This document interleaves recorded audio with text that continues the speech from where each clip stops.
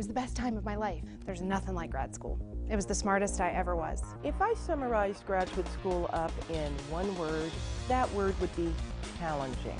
Graduate school is not easy. Sometimes it's fun, sometimes it's not so much fun. There will be days when you'll wonder why you made the decision to come to graduate school. It's given me confidence in knowing that I can go into certain situations and be able to really thrive and really make contributions in the workplace. You have just as much of a say in the program that you choose as the program does in choosing you as a graduate student. Grad school has opened me up to a new world. Don't look at it as you're starting over. Look at it as a new beginning into a world full of opportunity. Hi, my name is Jill Chrisman. I'm in my 13th year at Ball State in the English department, where I teach undergraduate and graduate courses in creative writing, and where I've served as a director of graduate programs. Over the past year, I've been talking with students and program directors across campus to learn more about how prospective graduate students can find a good match with the right program. Graduate school is different from earning an undergraduate degree. This is your opportunity to truly specialize. Only you know what you want to spend the next couple of years thinking about with passionate, excited, like-minded people. My undergraduate major was English literature, a degree in which I learned to read, write, and think critically. After graduating, I worked for 4 years before realizing that I needed to return for an MFA in creative writing. While it was scary to leave a secure, full-time job, I worked in a research lab. I had never stopped writing, and I knew I needed to give myself a chance to pursue creative writing. That is my main message to you today. No matter what your current circumstances, imagine yourself pursuing that discipline you can't stop thinking about in a graduate program. If you can do that, and if that's what you want, we can help you remove the obstacles. Graduate school can be a reality for you. I am grateful that I had the courage to move all the way across the country to follow my own artistic and career path. In graduate school, I found teachers, mentors, and fellow students who formed the keystone of my writing and teaching life. So how did I make the right decision? And how can you think about these questions and choices in your own life? A couple questions to ask yourself as you consider applying to graduate school. Why go? On a pragmatic level, research tells us that people who go to graduate school have a lower rate of unemployment and higher earning power. Also, they tend to be community leaders, their children reach a higher level of education, and they report greater happiness. Of course, graduate school isn't for everybody, and timing is everything. I tell my advisees that graduate school should be a positive choice, not something to fall back on because we don't really know what else to do. Graduate school doesn't provide the motivation to succeed as a graduate student. You have to bring that motivation to learn, to study, and to explore with you. That said, I want to repeat the importance of not letting fear stop you from truly exploring your options. Graduate school is different from an undergraduate education. In so many ways, you're starting fresh. Maybe you got your undergraduate degree in psychology, but now you want to bring those skills into another discipline, such as communication studies, urban planning, business administration, or creative writing. All of these are viable options. Don't let the major listed on your undergraduate diploma limit your choices. What do you want to spend the rest of your life thinking about? This is your chance to specialize, to really dig in. What you need to be successful in graduate school is curiosity, a desire to learn, and a commitment to investing in the next stage of your education. Over the last 20 years, I've served on the graduate faculty of 3 institutions: Arizona State, Northern Illinois University, and now Ball State University. So I am well aware how much the graduate admission process can vary between institutions and between departments. Some things, however, are consistent. Graduate programs want to recruit excellent and interesting students with a high likelihood of success, and your application needs to be as effective as possible in convincing them you're what they want. In this video, I hope to convey some important suggestions on how to prepare an effective and convincing application. Before you apply, make sure you've done the homework to find programs that are a good fit for your career and personal goals. In addition, make sure you meet or exceed their stated minimum qualifications and requirements. These might include cumulative grade point average benchmarks, graduate entrance exam scores such as GRE or GMAT, and possibly a creative portfolio. Meeting minimum qualifications won't necessarily gain you admission, but it will keep you from being rejected out of hand. Beyond those qualifications, acceptance will depend on how effectively and persuasively you communicate with your target program. With all forms of persuasion, the key is addressing the right people at the right time with the right message. This means you need to know your audience, know your application process and timeline, and know how best to match your qualifications to the program. Let's begin with knowing your audience. Disciplines vary in how they appraise your readiness for graduate study. Obviously, a chemical engineering department is looking for a different kind of academic experience than a journalism or art history program. Your first step is to use your knowledge of your discipline and its core values as a foundation for how you present yourself. Second, you should review graduate program application information carefully from the institution's graduate school or college and the target department. Almost all institutions and departments provide this information online, and they're often quite explicit in describing the desired attributes of students they're interested in recruiting. Third, reach out to the people who handle graduate admissions, a staff member, DGS, graduate coordinator, or director of graduate admissions.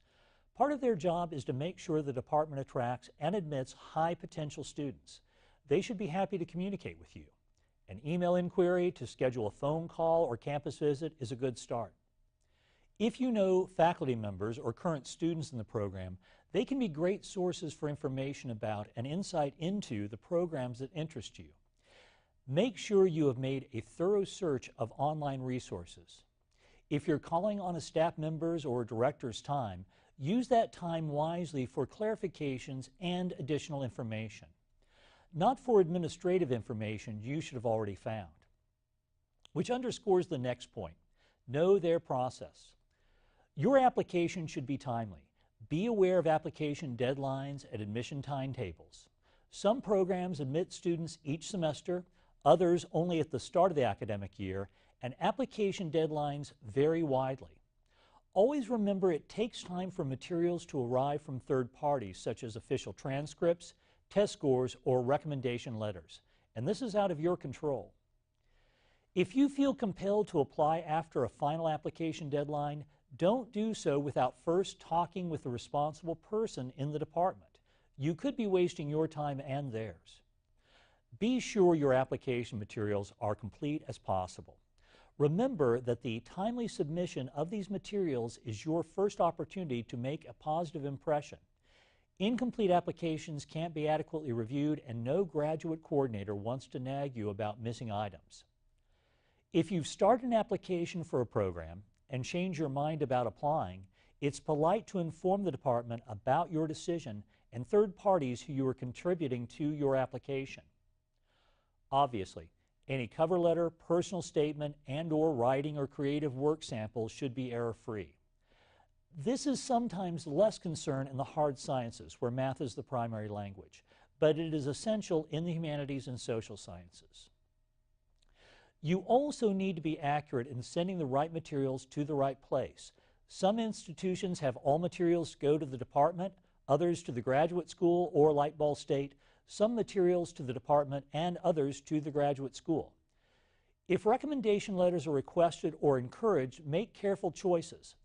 Ask professors or other persons who are most able to comment on your ability to do graduate level work and who are likely to follow through in a timely manner.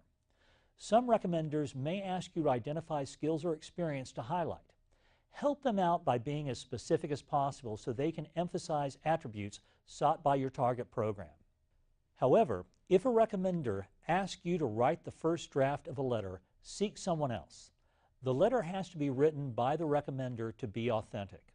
In addition, make sure you give your recommenders plenty of time to draft and send the letter. Do not approach them the day before materials are due. Now that you're sure you're communicating with the right people at the right time, let's consider the final element. How do you craft the right message?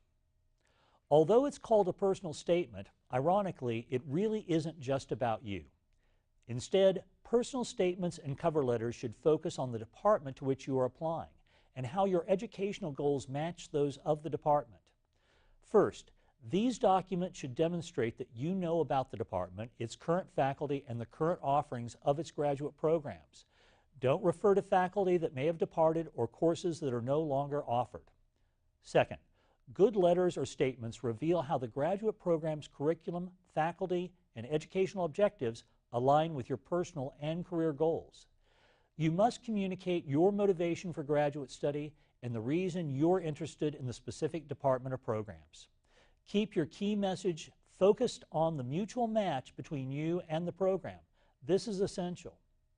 But communicate not only what the program can do for you, but also show that you can make a valuable contribution to the program and your fellow students. Third, good statements reflect a balance between well-defined and well-informed goals for graduate study and intellectual openness.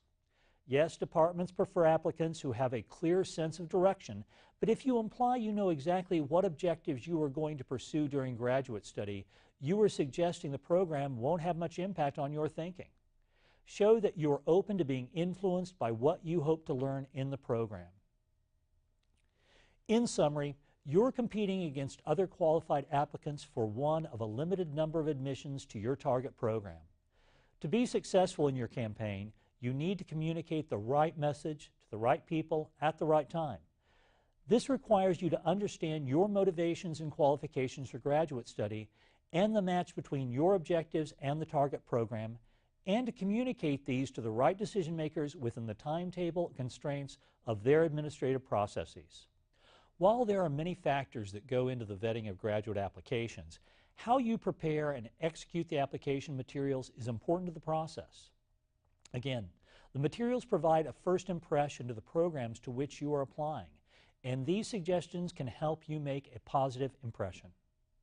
Hi, I'm Tammy Lockman, and I'm the local market manager for Kaplan Test Prep. I would like to take just a couple of minutes to talk to you about two issues you should consider in preparing for graduate school. The first is the impact of taking an admissions test multiple times, and the second is planning your application schedule. If you take an admissions test more than once, you should know that most programs take your highest score, but can view all of your scores. Admissions officers report that an applicant's score on an admissions test is one of the most important factors of admission. You should research the schools you want to get into to see whether they take the top score or if the school will average the test scores together. Another factor to consider in taking an admissions test more than once is cost.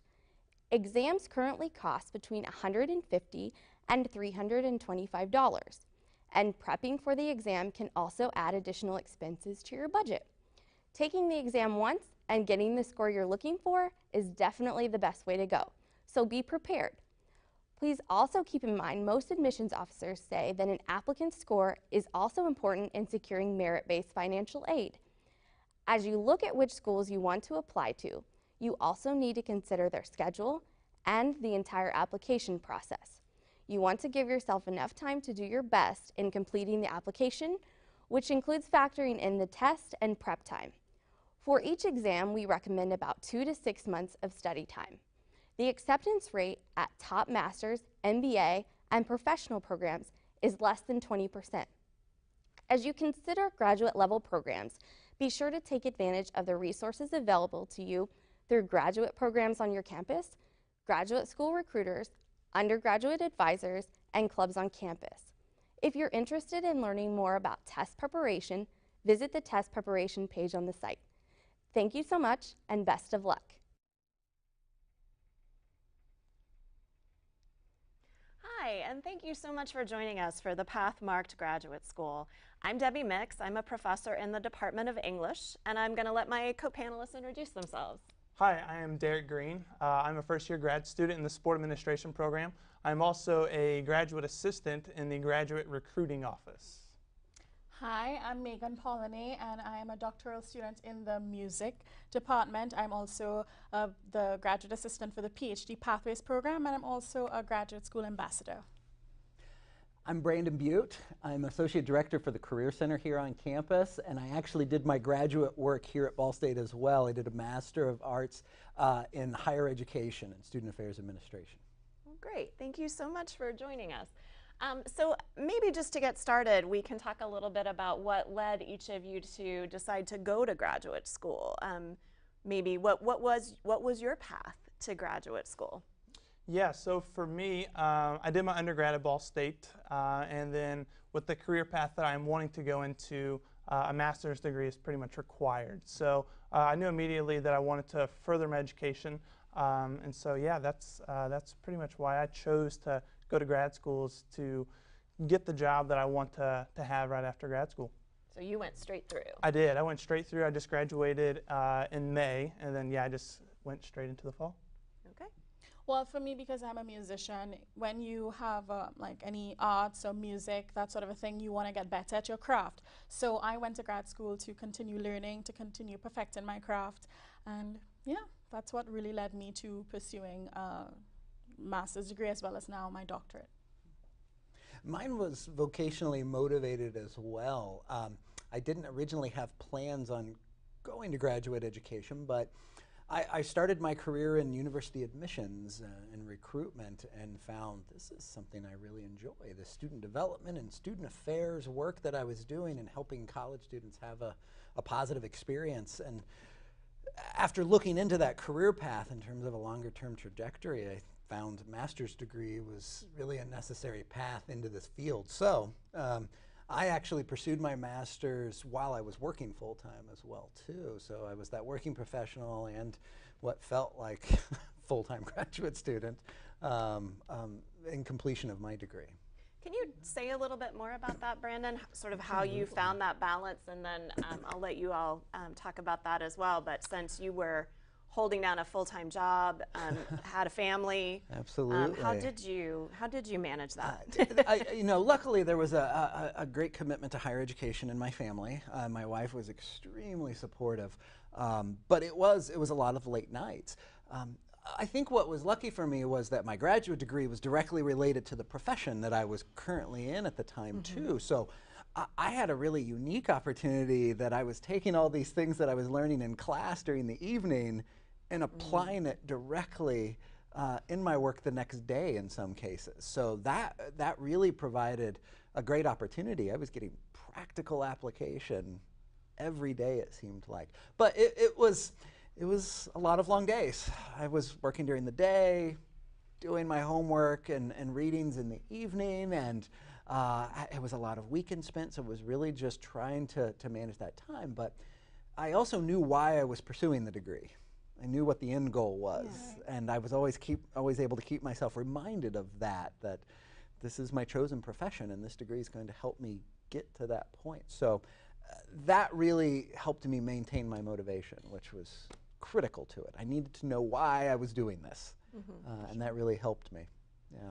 Yeah, I can kind of further along with that about what Brandon was saying. Is that, right now it's hard to see that end goal, and keeping that end goal in mind, knowing what career path I want to further into, knowing that, okay, I need to, step it up for these next 2 years, get my master's degree over with, and then, get into that profession. So it's, staying motivated along the road is what keeping me going in my master's program right now. Sure. Yeah, I would agree.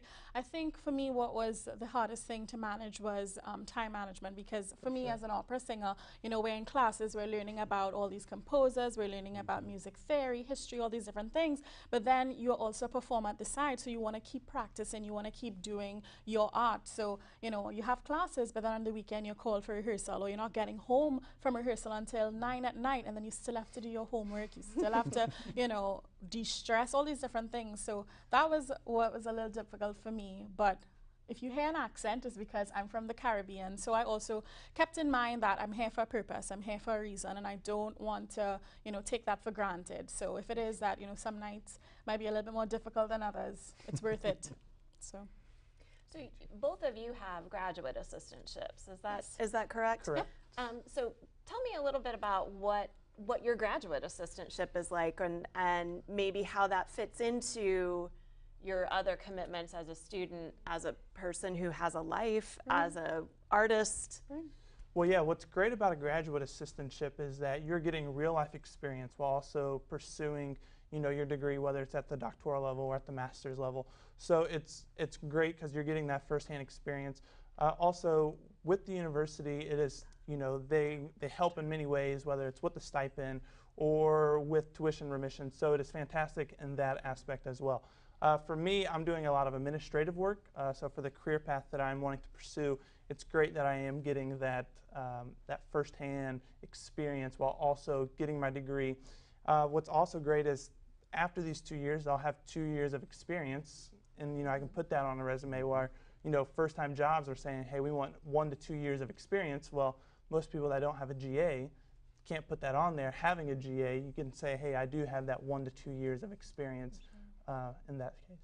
Yeah, and for me, well, I get really passionate about my assistantship because being a minority in classical music, my assistantship is with the PhD Pathways program, and what we are is that we take underrepresented minority students and we match them with professors in their field, so they're getting that mentorship to help them lead them on that pathway of success, showing them that you too can get a doctorate, you too can get your master's, in these fields that you don't necessarily see minorities in. So it directly relates to whom I am. I'm a living embodiment of the dream of the PhD Pathways because I'm a doctoral student and I'm a minority. So I get really excited because I get to work with the students, I get to work with professors, and you learn so much about them. And we take it for granted so many times that we're here doing this doctorate, but some of them don't even think that they can go to graduate school. And here we are saying, no, you can do this. Yeah. So I get really excited. The graduate assistant piece is such an opportunity for students to gain access to graduate school where they thought it wasn't accessible before. I mean, in the Career Center, that is something we're always talking about with students because we hear so many times the cost. It's prohibitive, and they're used to that undergraduate investment, and there weren't maybe as many opportunities, but in graduate education, the opportunity to gain that real life work experience, to already come out with sometimes multiple years of practical application of this content you're learning in most cases, but then to get paid on top of it. and in a lot of cases, there's tuition waivers of some amount. That just, it makes graduate education so accessible. It's not available to everyone. It is a competitive process in most cases, but I always factor that in my conversations with students that if cost is a major factor, then a major criteria should be assistantships. It's such a unique and wonderful opportunity from a professional development standpoint too that I spend a lot of times talking with students about. Yeah.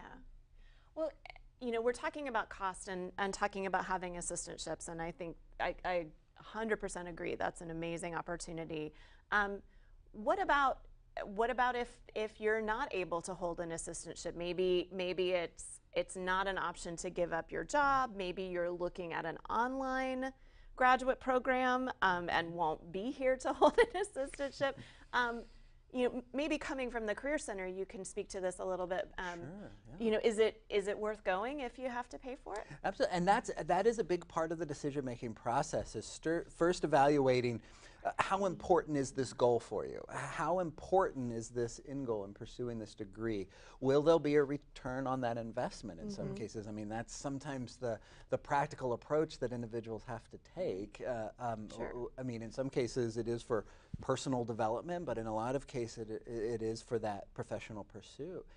In my case uniquely, I was with my employer, and my employer provided a tuition assistance, which that's not uncommon when you're working full-time and pursuing a degree, especially if that degree is directly related to furthering your career or your time with that organization.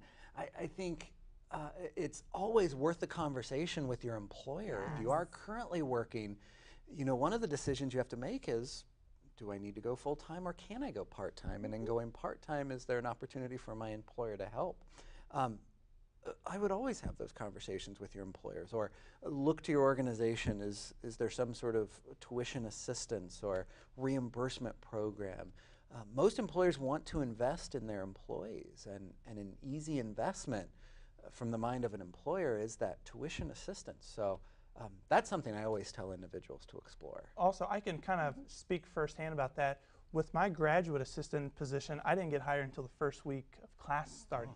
So I went the entire summer looking for graduate assistantships. Like you said, they are very competitive. So I kind of thought the opportunity was not going to be there, but I knew the investment of graduate school was going to be worth it. So I went ahead and I was like, I'm pursuing my master's degree, whether I get a graduate assistant position or not. Then my position came open, during the first week of school, and then it kind of just worked out perfectly for me. So I can kind of speak firsthand on, not having that graduate assistant position, but then, deciding, okay, is this investment worth it? And for me, I thought it was. And then it just helped that I did end up getting a graduate assistant position. Yeah, I think that's a great point that you bring up, because a lot of people also think that you have to get an assistantship in your career path. And for me, I was lucky enough that I had several skills that I could offer to different departments that can, benefit me to get a graduate assistantship. Because ideally, you would want to get that first-hand experience with your career.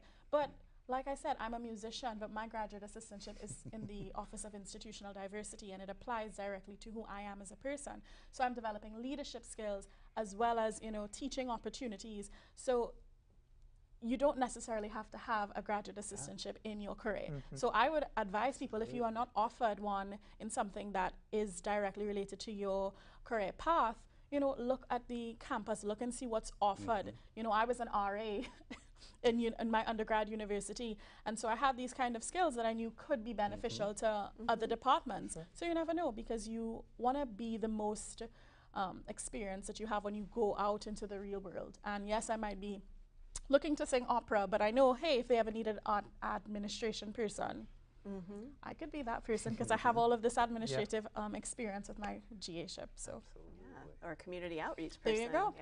Yeah. Well, I want to remind the people that are watching us that we would love to have some questions coming in from you all, that they'll come to us and we'll be able to, excuse me, to respond to them. Excuse me. We do have a question about doing online classes, in-person classes. Do any of you have any experience with doing one or the other, or maybe a mixture of both? So yeah, right now I'm taking 6 credit hours. Most of my classes are in the evenings. They're one night a week.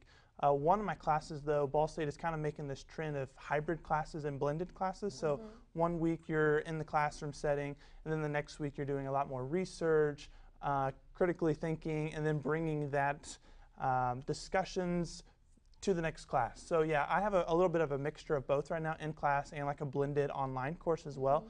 And I would say that I like both. And those are both great opportunities that you can have.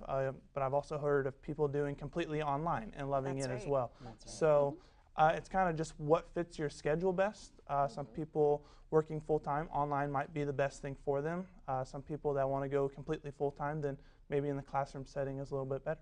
Yeah, I agree. I took online classes over the summer, and that's always great because you get to actually expedite your degree program. So if it is that, you don't necessarily want to take the summer off and you want to work or something, you can do some online courses that will benefit towards your career and towards your degree program. So.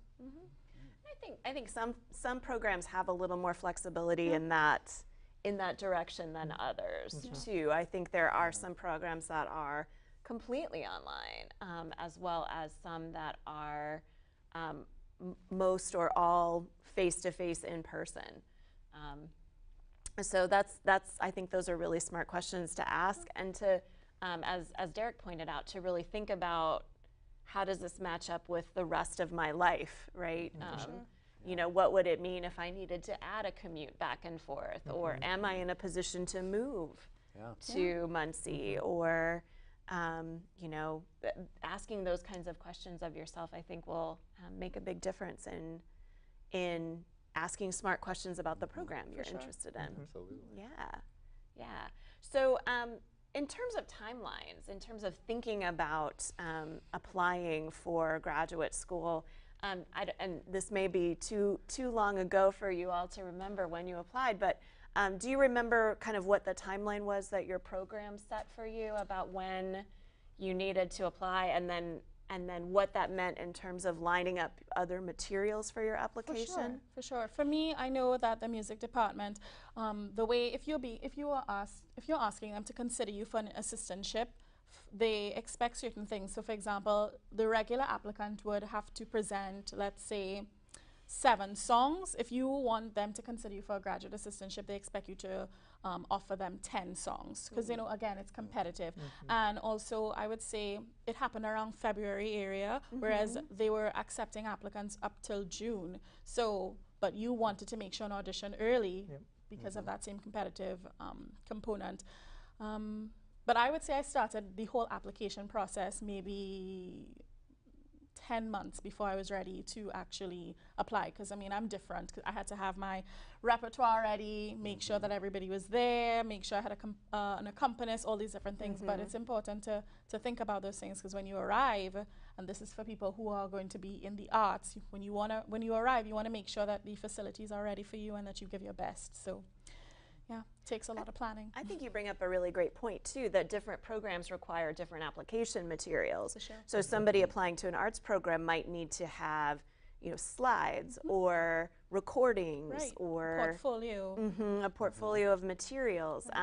Other departments may be requesting a certain number of recommendation letters or scores on a particular test. International applicants have another layer of complexity, right, to fulfill those kinds of requirements. Do you recall what you needed to get together for your program? Yeah, so I had to do the GRE exam, just as pretty much every other student does to get into the graduate program. The application form as well as references. And I believe that timeline for my program was like the March 1st date or the end of February. But they were taking applicants all the way through May, June, and July. But it is a lot better to obviously get that in sooner than later because programs are competitive. They are going to take, you know, the best of their applicants, and so you definitely want to be in that pool early instead of late. So it's better to apply early than apply late and maybe not get into grad school because of that reason. I think you're more likely to see earlier deadlines for things like getting a graduate assistantship. So departments might continue to accept applications, but they have a certain timeline for if you want to be considered for an assistantship, here's your date. They may have different dates for master's students versus doctoral students because they, especially at the doctoral level, I think we like to look at them as a group, right? And to think about making sure we have a mix of students that a department can really serve well, those kinds of things. But I think, Derek, you know, you mentioned that you had to take the GRE, right? That takes some planning, right? To make sure you can get the test scheduled, that there's time to get in to take the test, get the scores sent.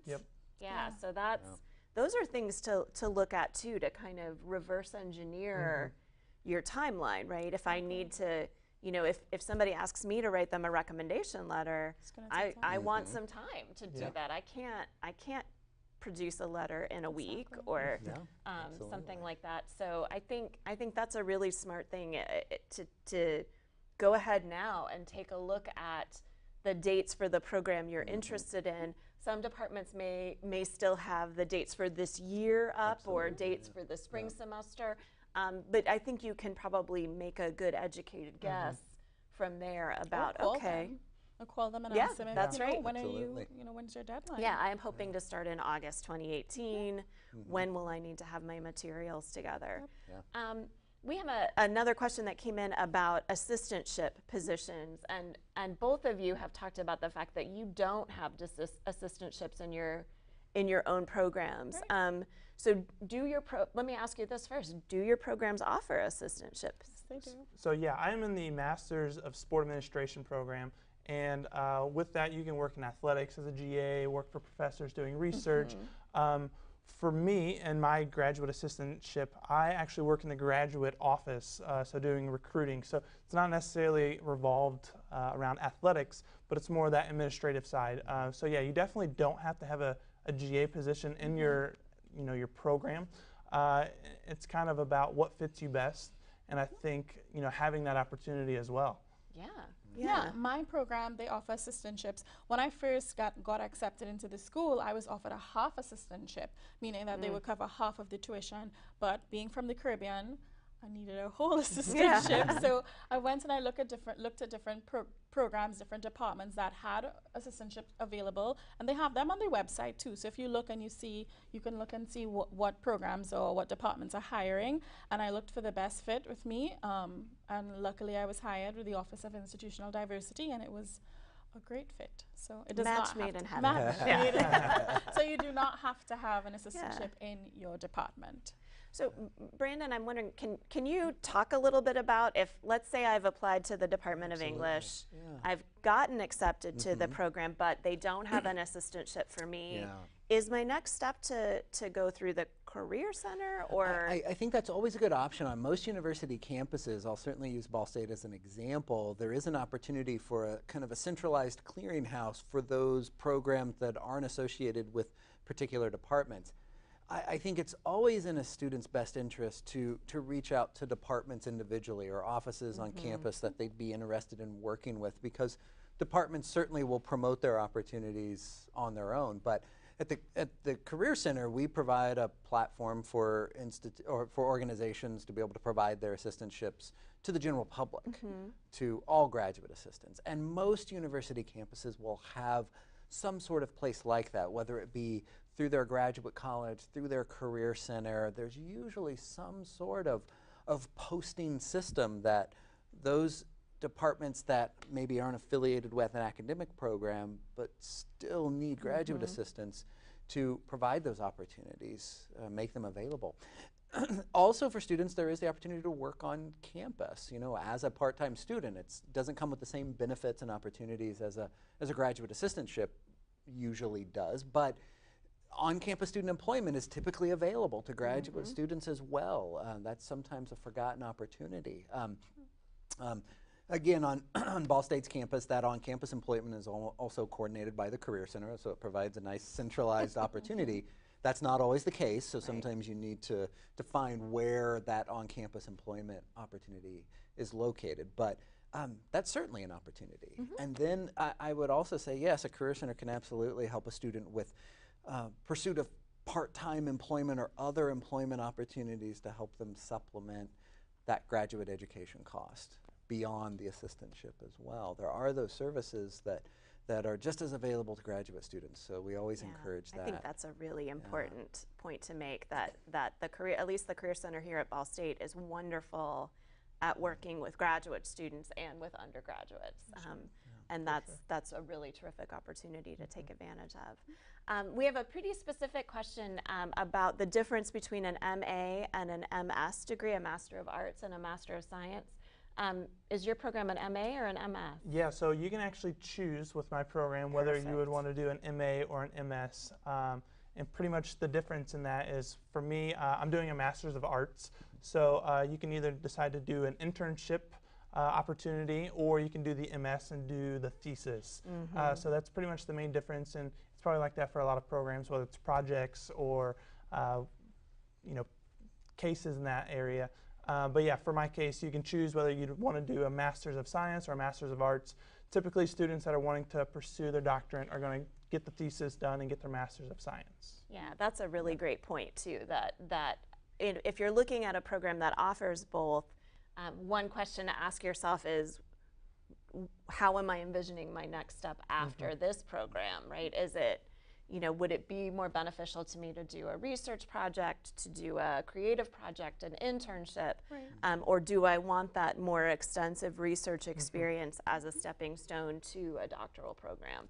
I think that's a great point. For me, there's the PhD or there's the DA, and so the Doctorate of Arts is similar to the Masters of Arts, where it's you have a project. So I'll be doing recitals. I'll be doing about 4 or 5 recitals. Whereas if you're a PhD student, you're going to be doing a lot of research, a lot of history, a lot of in-depth analysis, and that's going to be your focus. So PhDs usually become professors at universities. Whereas DA, Ball State is actually unique, where we have a Doctorate of Arts program. It's almost half and half. So I can be a professor, but I'm also going to get the experience of performing. So whereas, you know, a PhD, you're usually just going to be a professor doing research, a historian.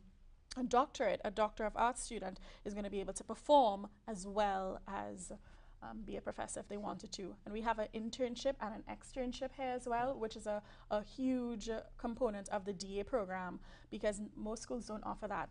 You have an internship, yeah, they offer that, but there's also an externship part of the DA here. So not only do we teach on campus here to students, but we actually have to go out and also teach around the area. So it's great. That's part of why I came here. Well, maybe that's a question we can talk about a little bit more. Since going out into the community to do some teaching, doing an internship, even that dreaded idea of networking, right? What's the place of that kind of networking, connection making in a graduate program, and how do you build that into a place where you're studying, you're asking these big hard questions, you're reading your eyeballs out? Where does something like networking or community engagement fit for you, and why does it matter? I'll add. Well, I think it depends on whether you have a graduate assistantship or you're doing an internship or projects. I can kind of speak from the internship and the graduate assistant position. Is networking is without a doubt probably one of the most important parts about going to school. So doing an internship, kind of getting your foot in the door, whether it's with a company or an organization, kind of showing them what you're worth, I think is very crucial to look at, when choosing a certain program is, what kind of benefits can they give to me as well that I'm also, going to be giving the program back in return. So I think it's just kind of looking at, what fits best for you and kind of tailoring it to you, but also, networking and using that great opportunity to get your foot in the door somewhere and, using that platform in your program to, get started in your career path. I would agree. I think also people think about networking as just from meeting somebody outside, but not only from meeting somebody outside and learning about that person and seeing how they can benefit you, but from also the point of view of learning new things, learning new experiences. For example, I'm sorry to only talk about music, but that's what I do here. So that's great. For me, I was speaking to a professor, and I remember being very much interested in lighting. Like, I'm a performer, yes, but I love lights and I love staging and all that stuff that goes into actually making the production happen. And I remember he had a visiting musician and a visiting stage director who came, and I just happened to reach out to them and said, I'm very interested if I could possibly just come on your set and see how it works backstage, that sort of a thing. Yes, I want to be on stage, but this is also an interest of mine. And I was able to shadow that person, and it was networking in that way, because I'm probably going to be working with that person in the future, fingers crossed. But I was able to get myself that foot in the door just by reaching out to them and saying, hey, this is something I'm interested in, and I know that you're really great about it. I'd love to shadow you. Yeah. We constantly talk to students about networking and the importance of it. There's a reason why people constantly say, you have to network, you have to network. And it's because of what the purpose of what networking really is. It's not about getting the job or the opportunity. That's just the happy byproduct of what the true purpose of networking is. The purpose of networking is to build a relationship. For sure. It's to get to know somebody so that they get to know you. Yeah. That's the intent going into these interactions. And if other things come from that, that's great. But mainly, I just want to get to know you so you get to know me. It's human nature. We're more likely to invest in someone that I know beyond a piece of paper, that I've had a chance to interact with, that I've had a chance to engage with, that I can see a true sense of their ability and their character and the value they bring to an engagement. It's the human interaction. That's why networking is important. It is the #1 way people get jobs in the world of work. It always has been, it always will be, because it's human nature. We are more likely to provide those opportunities and resources when I have a relationship, a professional engagement. I know you, and it's a critical skill. But what's funny is everybody knows you have to network. Everybody's heard that term, but it's still a very ambiguous term. Nobody tells you exactly what it is or how to do it. And it is a skill, and that is a skill you can develop, that you can learn strategies that you can implement to within other strategies that you are applying to your own professional development. But it is easily the thing that we talk about more than any other item of professional development. And I think that a big part of it is asking questions and just that general thirst for knowledge and, you know, just reaching out, because how do you network? But a lot of it is just making that first step of asking a question. Hey, I'd like to know more. Hey, I'd like to know more about you. I'd like to know more about what you do. I value this. And just sharing that about yourself could start that first icebreaker to that networking. I think that's really beautifully put. Well, we're almost out of time today. We have one last question from the viewers, and then I have a last question for you all. So my question from the viewers is, what's your sense of Ball State's relationship to the broader community here in Muncie, in Delaware County, in East Central Indiana? You're a hometown. You're a hometown boy. Yeah, I can speak kind of firsthand on that. I've lived in the Muncie community for a lot of the early stages of my life. So I would say that you can definitely tell when Ball State is in session and not in session. That's right. And I would say that the community and Ball State really come together as a group, and that's what I love about it. I love the culture of Ball State. I love the atmosphere that it brings. So yeah, I think that it goes together very well. And I think there's a great connection between the two, especially when Ball State is in session. Yeah, I would agree with that. I think I see that exemplified when we have homecoming. I'm part of the Caribbean Association, and we take part in the homecoming parade.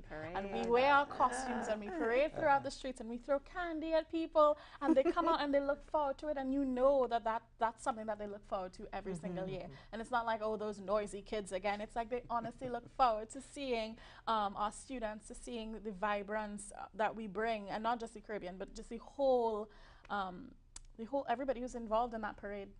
I love it. Well, I'm gonna wrap this up with my question to you all. So my question is, what's your best piece of advice for somebody who's either thinking about graduate school or who says, I'm definitely going, I want to make the most of it?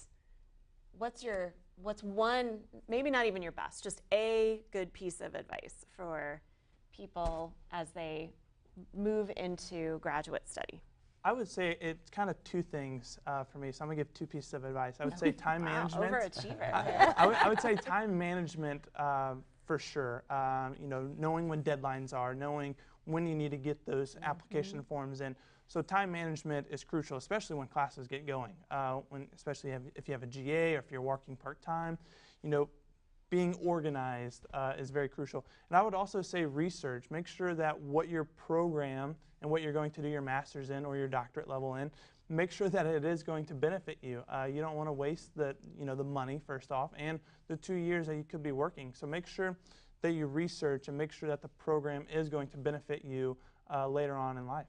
Terrific advice. I think you stole my advice, Oh, but that's okay. I would say, I think people, students always forget that you don't have to do your master's in the field that you did your undergrad in. So if it's that, you see a career that you want to get into, ask those questions, see if that's something that you want to pursue. So my advice to you is, don't feel pigeonholed, don't feel like you have to continue on this path. If your life is calling out to you to change careers, be strong and do all the things that Derek just said, be organized, but open your eyes to all that graduate school has to offer. I think when I begin a conversation with a student who's exploring graduate education, the first thing that I need to get to be able to really help them is they need to have a goal. They need to know why they're pursuing this degree. And everyone's goal is different. It does not have to be just for vocational pursuits. It's for personal development. They just need to have some idea of what is the motivation behind this degree, and what are they hoping to achieve from it. And it's not that in thinking of it as a journey, you don't have to worry about having the specific destination figured out. It's just at least having an idea of the direction. I'm going north instead of been going south all my life. I'm going north. Where I end up might take your whole life to figure out, and that's okay. And that's important in helping you make the transition, because programs want to know that. They want to know, what is your motivation in this degree? And they want to invest in those individuals who have some clarity or focus or goals for themselves or direction. So that usually starts our conversation, and then we can plan everything else. So really think critically about what is the goal. Yeah. That's an important piece. Well, thank you so much to all of you, and thank you so much to all of you who've joined us today for this webinar. If you have other questions or are looking for some additional information, please feel free to get in touch with us at gradschool@bsu.edu. We'll make sure your question gets to the right place. And I really encourage you to reach out to people in the programs that you're interested in joining. Ask them all your smart questions. Ask to be put in touch with students who are currently in the program. Don't feel like you're the only one who has that question, because I can guarantee you somebody else has asked the same thing. So I hope that you'll follow up with the Graduate School with your programs. And thank you so much to all of us, to all of you for joining all of us today. Absolutely. Thank you.